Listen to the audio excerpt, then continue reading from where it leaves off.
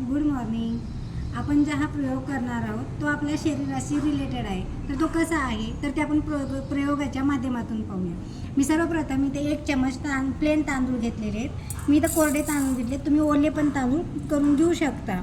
आता याच्यामध्ये मी एक थोडासा आयोडीन टाकणार आहे. तुम्ही या ड्रॉपच्या साहाय्याने आयोडीन घेऊ शकता.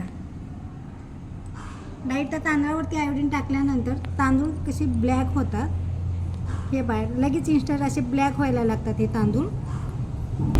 हे बघा, लगेच 0 मिनिटामध्ये असे तांदूळ हे ब्लॅक झालेले. आता हे जर तांदूळ आपण प्लेन पाण्याने जरी धुतले ना तर ह्याचा कलर चेंज होणार नाही आहे, ते जसेच तसे राहतील.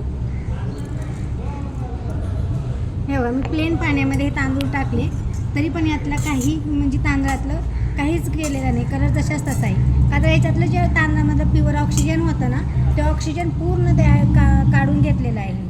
तसंच आपल्या शरीराचं आहे. जे आपण दुधाचा चहा वगैरे पितो ना त्यावेळेस आपल्या शरीरामध्ये ॲसिडिटी जी वाढते त्यावेळेस आपलं ऑक्सिजनचं प्रमाण कमी होतं.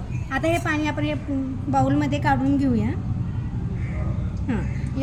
यानंतर आपण याच्यामध्ये 1-2 चमच आपण आयुर्वेदिक हा जो चहा आहे रिसेगॅनो टी याचं आपण पाणी टाकूया. म्हणजे प्लेन पाणी किंवा आपण गोड चहा पण टाकू शकतो.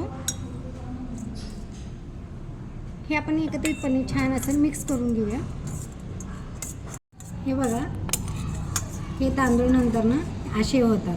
तसंच आपल्या पण बॉडीचं आहे. आपण जे चहा पितो ते पूर्ण बॉडी आपली ॲसिडिक झालेली असते.